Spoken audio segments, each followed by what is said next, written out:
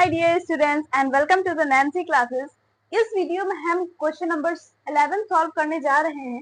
इसमें आपको वेरीफाई करना है। ठीक है, क्या वेरीफाई करना है? ये आइडेंटिटी तो आप देख ही चुके हैं पिछले क्वेश्चन में, x cube plus y cube plus z cube minus 3xyz। अब इसी चीज को आपको ये दिखाना है कि अगर ये चीज इसके इक्वल दी हुई है तो ये इसके इक्वल जो दी हुई है सही है या नहीं, मतलब ये इसके इक्वल पढ़ रहा है कि नहीं। तो ये तो हमें पता ही है, इसको अगर हम सॉल्व कर लें तो शायद हम आगे चल के जो सोल्यूशन आगे निकलेगा उससे देख सकेंगे नहीं ये दोनों बिल्कुल मिल रहे हैं नहीं, तो हमारा वेरीफाई हो जाएगा इजिली, है ना।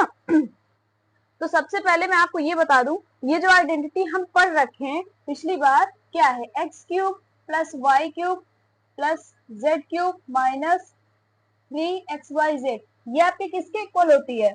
ये आपकी इक्वल होती है x plus y plus z और एक्स स्क्वायर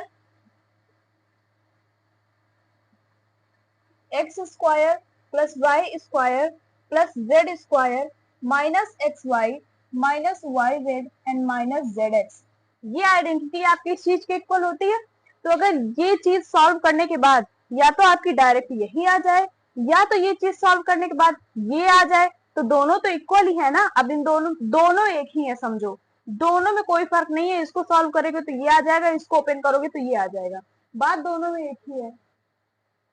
ठीक, ए पागल, इन दोनों में एक ही है, ठीक है, कोई डिफरेंस नहीं है। अब इस चीज को सॉल्व करने के बाद आपको ये देखना है कि अगर ये चीज पूरी आपकी आ जाती है तो हमारा ये आंसर पूरा वेरीफाई हो जाएगा। ठीक है, तो इसके लिए मैं सबसे पहले, ये आपका लेफ्ट हैंड साइड है, this one is left hand side and this one is right hand side. So we have to solve the right hand side. क्या है आपका 1/2 x plus y plus z and x minus y whole square plus y minus z whole square plus z minus x whole square। ये आपको दिया हुआ है, इसी को सॉल्व कर लेते हैं, या तो इसके इक्वल आ जाए या तो इसके इक्वल आ जाए। चलो कैसे सॉल्व करें। अब देखो ये बिल्कुल आपको सिंपल दिख रहा होगा, ये दिख रहा होगा, बट आपको दिख रहा होगा कि x माइनस वाई का होल स्क्वायर क्या है। तो आपने एक आइडेंटिटी पढ़ी होगी जो कि है a प्लस बी का होल स्क्वायर और a माइनस बी का होल स्क्वायर। ये किसके इक्वल होते हैं? ये होती है आपकी a square plus b square minus 2ab, और ये आपकी इक्वल होती है, सॉरी प्लस 2ab, और ये आपकी होती है a square plus b square minus 2ab। इसमें पूरे में प्लस होता है और इसमें लास्ट में माइनस हो जाता है। तो आप ये देख रहे होंगे कि a माइनस बी का होल स्क्वायर सेम एज आपको नजर आ रहा है x माइनस वाई का whole square.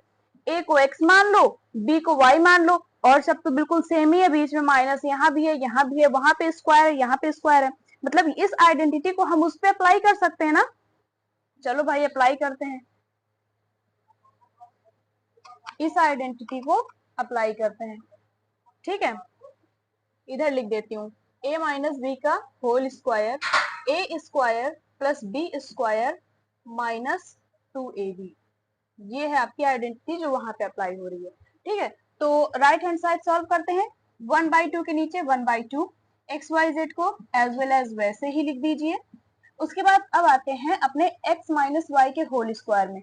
x minus whole square a minus b whole square बिल्कुल सेम है, x को a मान लो, y को b मान लो। इन दोनों को जब नीचे रखोगे ना तो बिल्कुल एक के ऊपर एक आएंगे, तो आपको बिल्कुल दिखेगा कि x के नीचे a आ रहा है, यानी x को हम a मान सकते हैं।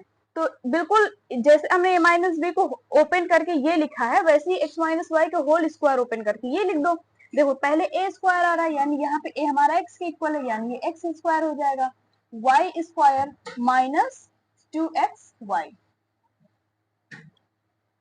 डन, प्लस अब इसको ओपन करो, y square plus z square minus 2yz done.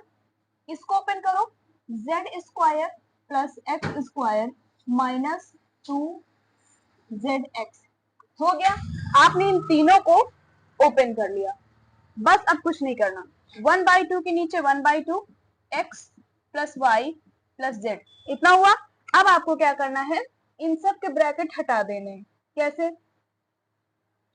यहां से ब्रैकेट हटाओ, x square then plus y square minus 2xy plus bracket तो हटाना है ही, y square plus z square minus 2yz। सबके ब्रैकेट से हटा रही हूँ और कुछ नहीं कर रही हूँ, और सब बिल्कुल सेम ही है। ब्रैकेट आपने हटा दिया, चलो हटा दिया। अब फिर इसको नोट करो 1/2। भाई इधर तो कुछ भी नहीं करना है, क्योंकि इधर आप कुछ कर भी नहीं सकते, कुछ सोल्यूशन नहीं बन रहा, वेरिएबल तीनों अलग अलग है, सब्ट्रैक्शन और एडिशन हो ही नहीं सकता। अब यहाँ पे देखो एक्स स्क्वायर और एक है ये एक्स स्क्वायर, तो जब दो एक्स स्क्वायर प्लस होंगे तो आपका बनेगा 2x स्क्वायर। डन। ये वाई स्क्वायर और ये रहा आपका एक वाई स्क्वायर, यानी जब ये दोनों प्लस होंगे तो ये होगा 2y स्क्वायर, और ये रहा आपका z square and here is your z square, और ये जब आपके प्लस होंगे तो ये होगा आपका 2z स्क्वायर। इतना समझ में आया? अब ये नोट कर लो अपने आप, माइनस 2xy ये बच रहे हैं ना, तो इनको भाई भगा तो दोगे नहीं, इनको भी नोट कर लो 2yz और माइनस 2zx। इतना हुआ।